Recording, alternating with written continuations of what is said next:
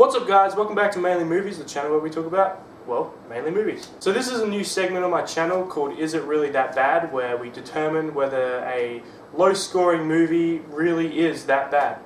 Today I'm joined by my good friend Ken, and we are going to try and review the movie The Open House, which came out in 2018, towards the end of the year, I'm pretty sure. It stars a whole bunch of It stars a kid from 13 Reasons Why. We don't really know his name. He's not really that memorable. But yeah, so in this segment, I'm always going to get my guests to try and explain the plot. Oh boy. So here you go. You can take the floor now.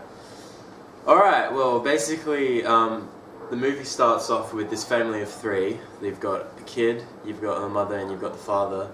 And basically the father dies within the first 2 minutes of the movie. Well, what it seemed like that, basically. Yeah. Because he went to the grocery store and he got run over randomly by this car that was just driving way too fast. And then, oh bloody hell, what happens after that? And then you just skip to... Yeah.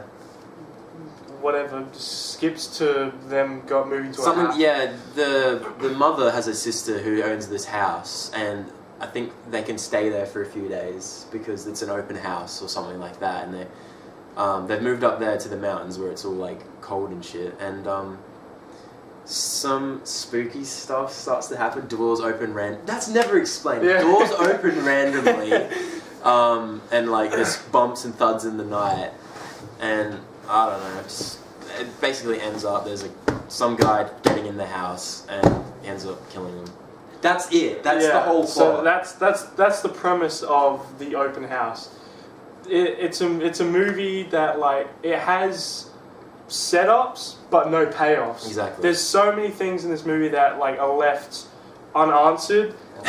There's like this one character that we really like named Martha, who was this like she's just a weirdo. She was like an old lady. She would randomly appear at the house.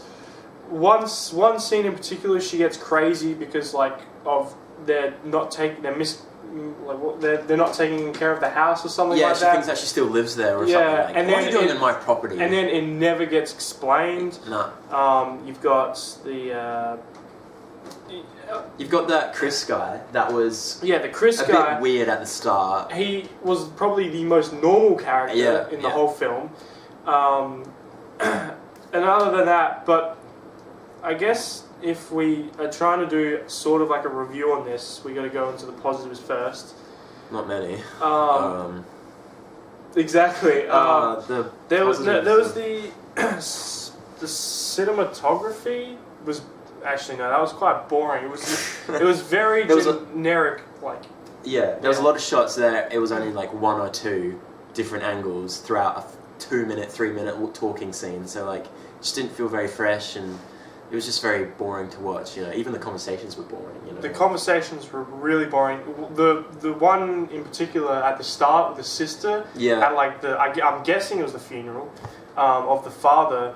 And basically they're talking and it's just 3 shots. It's a medium shot of the mom, a medium shot of the sister, and a wide shot of just both of them. Yeah. And it's just those 3 shots repeated. Yeah. And it was very boring. The main character was motivationalist, I guess that's a word, I don't know. It was very... slow and very slow. It's just like there was nothing to him. Yeah, there was nothing going on. I guess we can kind of spoil it since we kind of already have. Yeah, everyone ends up dying at the end of the movie. Yeah. In the weirdest way, like the mum ends up getting stabbed by the kid. Yeah, that was ridiculous. And then the kid ends up dying off camera. We don't know how that happened. Yeah. He just says, "Don't kill me," and then he ends up killing. And also, we don't actually find out who the killer is. Yeah.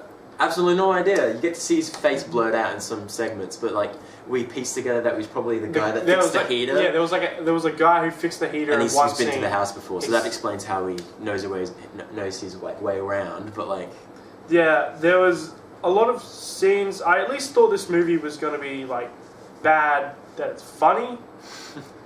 There was a couple of scenes that were Mainly with funny. Martha, who was the best Money. character in the There was movie. one scene where there was like a knock on the door, and we're like, we hope it's Martha. And she opens up the door, and we're like, yeah, it's Martha. Literally the only entertaining part of this movie was Yeah, Martha. she was crazy. But another thing that we picked up on that, what was that? What was this movie a complete rip-off of? Oh, Hereditary. Yeah, this movie was almost every character felt the exact same as Hereditary characters. Yeah, there's a tragic death in the family, so the family gets broken Yeah. up. They move to they don't move to a house. Well, in but Hereditary, yeah, they're in a house. Yeah. It's secluded. It's yeah, like and it's isolated. and it's just a bad version of Hereditary. Yeah, I really. mean, you have a death in the family, like Ken said. There's a death in the family. There's the mum in this movie who basically feels like Tony Collette. And there's even that one line. What does she say? Yeah, there's She's that like, one line. She's like, "I am your mother." Yeah, it's the exact yeah. same line as Hereditary. So I don't know if this movie came out before or after Hereditary. I think this maybe came out after Hereditary, Well, that makes because I only sense. really heard about this movie like later on Yeah. last year. Yeah.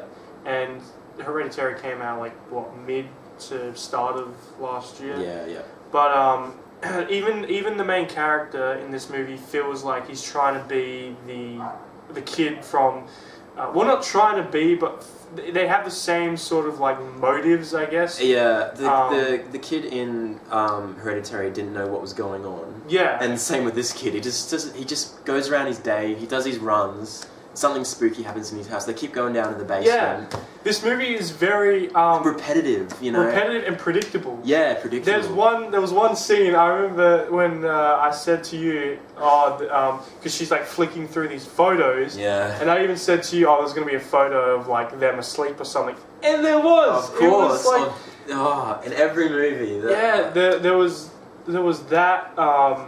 Also, there was Martha felt like that crazy woman from Hereditary. That doesn't go anywhere. Yeah. Yeah. Oh, So- shit.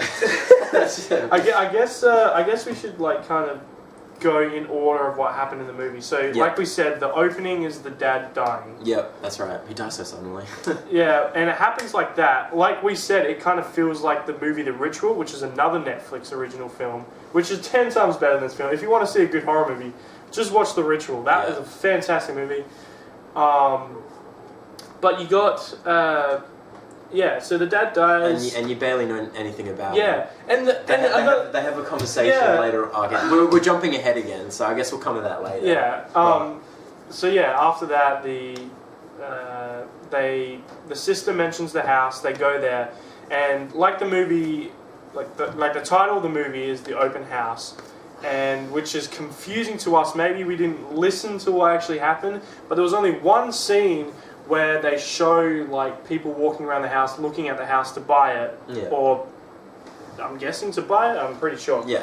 And what confuses us the most is usually when you're selling a house, I don't think you rent it, like, you don't move there. Yeah. Like, I think maybe in that conversation with, like, the sister, maybe she said you can live there for free until, like, it gets rented out and you can, like, find a place or something. Maybe that's the plot? I don't know, maybe we missed that. We didn't listen very closely to the movie. We didn't listen to that. The movie opens just like that. Yeah. But yeah, then it moves on to them going to the house. The whole like middle section of the movie, so like the whole second act of this movie is just the kid hearing a thump, walks down into the basement, gets jump scared, either wakes up and it's a dream sequence, or just runs away. That's pretty much the whole middle section of the movie. You're not going to get anything more than that. Yeah. And then you cut to the ending, which picks up, but just doesn't explain much. Yeah. Anything at all. Yeah, so Really? going back to that confrontation scene. Oh, yeah. So they're having like Hereditary. The mother and son have a fight, like as in Hereditary. You got the famous dinner scene, which is directed, And acted, beautifully. and written perfectly. Yeah. And then you've got this scene, version. which is like it's in like the kid's room. The kid just tells the mom to fuck off. I am your mother. And then she says the famous line, of course. Which was done badly. Yeah. And then they said something. There was two sides to the argument. One was if Dad was still alive, we wouldn't be in this situation. Yeah. And then the mother was saying, no, if he was still alive, we would still be. Yeah. Like, and she was basically just saying shit about the dad. How he was bad. Yeah, how he was bad and all that. But the 2 minutes that we saw at the start of the movie, the dad was the nicest guy ever. He was a yes man. Everything he said was like okay. Like the mum said, get some milk, and I mean he didn't get the milk, but that was the only thing. You know, he's always. It felt like he was just there. It just felt like a dad. You know, he was. Yeah, it was fine. So you didn't know which side to take. You didn't know to believe if he was a good guy, which was the kid was saying, or if he was a bad guy. So the 2 minutes that you knew the dad, you know, we didn't know him. It meant nothing. Yeah, it was so pointless. And then the ending ends up with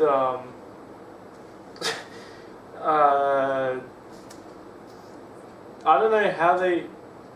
Oh yeah, they invite Chris, who was the the normal character. They invite him over. Even though he felt like he was hitting on the mum quite a bit. Yeah, he felt like he was hitting on the mum, and the kid didn't really like him. And then there was like a confrontation between them two. Yeah. And stuff like that. But and he sleeps over one night. Yeah, he sleeps over one night. The kid hears a thump again. Yeah. Goes downstairs, sees the front door open. Chris is gone. Goes and hears the car turn on. The lights are on. Yeah. He goes in the car. Chris is dead. Surprise, surprise. And then the kid gets knocked out. and then the mum gets like tied up. She gets like all her fingers broken. And usually with a scene where it's like a torture scene and like someone's getting their fingers broken or something like that, it's cringeworthy. Yeah. But in this, we weren't really cringing. We were just kind of looking at it like, oh. Well, I mean, it was actually sort of comedic when he was breaking the finger. She was like, ah. Yeah. Then you have the funniest thing about this next scene is the way he walks into the house. Oh. He walks in like all shriveled up. So basically, when the kid gets knocked out, when he's outside checking the car with Chris with his throat slit, right? He gets his head smashed onto the window, so he's knocked out. And then you see these boots walking around the corner, and he comes back with a bucket of icy water, and just like is it like a 20-second long scene of just water pouring on his skin. The scene was so long, the shot was so long, and it was just him pouring water on. He comes inside, and he has these like really comedic ice what do you call it? Like ice drop? Like the cliche ice. The cliche ice. Like the ice drops from his the ice picks on his eyebrows. And it looked like something you'd see from like a kids movie, and he's walking around like. And then it just like we said, the mum dies, and then the kid dies off screen, and that's it. Yeah. So the kid gets away. He gets out of the house. He walks through the woods through the whole morning, and he takes a break by the river, and he's like, oh, maybe I've gotten away. Yeah. And then all of a sudden, the guy comes out of nowhere, like he's tracked him, and just kills him. So you're like the kid. You didn't get the satisfaction of the kid getting away. You didn't get the satisfaction of knowing who the killer was. There's nothing paid off. Yeah, it was all set up but no payoff. And this movie feels like I said, it feels like a student in a film school directed it. Yeah, and they had a big enough budget to make it. And they had a big enough budget, but they also were a big fan of Hereditary. Yeah. And they thought, hey, let's just remake that movie. I don't know whether Hereditary and this movie were being made at the same time, or maybe this movie, because it feels exactly like Hereditary. Yeah, it does. I don't know if anyone's ever picked up on that, but it really feels like Hereditary. Like a bad version. Like a bad version in a of good way. Hereditary. It doesn't feel like Hereditary in a good way. It's trying really hard to be this edgy psychological thriller. Yeah, there's a lot of long takes, but they're not like the camera's moving. It's just the camera still, and they're having a conversation just like this. Yeah. But it's very boring. There's no camera movement. There's nothing they really do that's cool. There's only that one shot when they get home and someone's made them dinner. Yeah. They set up the table. They set up the table. There was a phone, and they have Holy Night, the song Holy Night, the Christmas Carol playing in the background. We don't know where that came from as well. We don't know whether that was diegetic or non-diegetic sound, But the shot was cool because it was just like the camera was behind them. It moved around the table, pointing towards them. The phone rang. They answered the phone, and it was all done in one take. But there was movement, and it felt interesting. Whereas the other long takes felt really dead. They felt just like the camera was placed.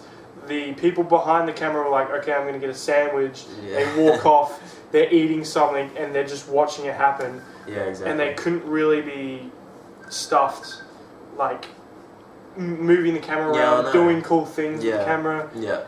Even basically, there was only like 2 good shots in the whole movie. Yeah, and I mean, you have Hereditary, which I don't really want to compare these two movies too much, but you have Hereditary, and that was a first-time director as well. This movie was directed by 2 people. Yeah, that's right. And Hereditary, it was a first-time director, but you have so much cool and interesting shots. Like, even the opening shot, where it's like the camera moving into that like miniature sculpture thing, and then it ends up becoming like the bedroom. It's like, that was really interesting. It was really cool how they did that. But this movie, nothing like that. Nothing like that. It's very boring. The movie's really grey. Yeah. And like you said, it's probably grey, like undertone for like how. Yeah, grey is a mundane colour, so is this movie. Yeah, like, exactly. It's run of the mill, just the main character. I don't even know what the actor's name is. Dylan something. Dylan something. We're just gonna call him 13 Reasons Why Kid. But and Goosebumps Kid. Yeah, Goosebumps Kid, and he just like he said his lines with no motivation. Yeah. And the first couple of nights when like things are going wrong, it's just like remember the first night when there's like a thump. He goes downstairs, the car turns on, and then like he wakes up or something like that. But I remember just the way, and we were just saying like, why don't you get your mum or something like that? Yeah. I don't know. And then, but do you want to tell him about the hand? Oh, the jump scares in this movie. Yeah. So many loud jump scares coming out of nowhere. But none of them scared us. No, none of them made us jump. No, there's no like to make a good jump scare. You need like suspension. You need something like to get you on the seat, and then. Whoa. But there's literally 2 shots before the jump scare. Yeah. Random shots. There's that one where like it's like the music's building up, so, the doon, and then like it's silent, and he puts his ear to the ground, and then you just hear, doom, and then that's it, and you're like. Yeah, oh wow. Like the best example of a jump scare is that jump scare from Insidious 1. Yeah. Where it's just in the middle of a conversation and you're like, what the hell? Because you don't know when it's going to come. Yeah, but in the conversation they were talking about demons. Yeah. So like. Whoa. So you really concentrated on like hearing the story. Yeah. And midway through the story, there's like a Darth Maul looking motherfucker that pops up right behind you. Yeah. And anyway, go on about that hand thing. The hand one. I think he woke up. And then he walked around the house. Then he went back to bed. So he went back to bed. Yeah, I think so. Yeah. And then when he went back to bed, there's a shot of some random trees out in the forest, and then there's a shot of him waking up with his eye, and then all of a sudden there's this hand coming out of nowhere going. Yeah, right into the camera. And then it cuts to like this really fast-paced conversation where like, and then like they just walk out the room and they're talking about the open house, and the kid's like, oh right, and just gets out of bed, and then that's it, that's the scene. Yeah. And we're like, what just happened? It was so fast. It's just ridiculous. Wow, it was incredibly bad. So I guess we should get to the kind of conclusion. Yeah, we've been shitting on this movie a lot. At the end of this segment, is it really that bad? We're going to ask ourselves, is it really that bad? Were the critics harsh on this movie? Or is it a mediocre film? Is it alright? Is it entertaining? Just mainly because the movies that we're going to be watching on this segment are obviously going to be bad because they're low-scoring movies. But we kind of want to determine whether they still have some entertainment to them. They still, they classify as, an entertaining film, something you can watch, and people might have been way too harsh on them. Yeah. But getting into that, Kent, is this movie really that bad? I'd say it's worse. The 10% rating on Rotten Tomatoes is generous, I'd say. It's too generous, yes. Yeah. It 5%. To me, where did that 10% come from? To me, this is just boring, mundane. Yes, it is as bad as it is. Yeah, it's just it's as bad as it seems, yeah. That 10% was very generous, and I have a feeling that 10% is to the last 20 minutes of the film. Yeah. Which does pick up, and it becomes very, like, entertaining. Yeah, at that point you do want to see what happens. You kind of switch on at that point. The whole movie sets everything up, and you think that everything's going to be answered. It doesn't. I don't know whether they did that on purpose, like Hereditary, where not everything's given to you. Yeah, well, at least they answered some things. Yeah, but like Hereditary, there's a meaning behind that. Not in this, there isn't any meaning. Yeah. But for me, is it really that bad? Yes, it's fucking garbage. Well, I wouldn't even say it's hilariously bad. It's not funny if you're watching this by yourself, which I guess we might have had a different interpretation if we watched it by ourselves. If we paid a bit more attention. Yeah, but still, there's a lot of setup, no payoffs. Yes, it's garbage. You can't watch this movie by yourself. It's very, very boring. I hate saying that word boring because I always try to give a movie like a chance. Yeah. But this movie is so Nothing boring. happened until about an hour and like 40 minutes into Nothing the movie. happened. We were... That's not even an hour, 40 minutes long. We were counting the minutes, like what's happened. It got to about the like hour point and nothing had happened. There's 30 minutes left and nothing had happened. Yes, it's terrible. It's garbage. The open house isn't even worth 10%. So many as an entertainment, there wasn't entertaining at all. No. Besides Martha. You're gonna, besides Martha, you're gonna feel very kind of let down. and underwhelmed. Yeah, unsatisfied. Unsatisfied. Wasted your time, really. Good thing it's on Netflix though. Like you didn't have to waste your money going to the movies to see it, which is good. Yeah. But it's still an hour and a half of your life you're never gonna get back. I'm really looking forward to doing some more Is It Really That Bad segments. I'm probably going to do them about once a month, hopefully. I'm going to get different guests on. We're going to talk about other crappy movies and things like that. And it's going to be extremely fun, so I hope you guys stay tuned for that. So guys, thank you for watching. If you like this video, please leave a like and subscribe. And I hope to see you guys in the next video. So guys, thank you for watching, and I'll see you guys in the next video. Bye. Bye.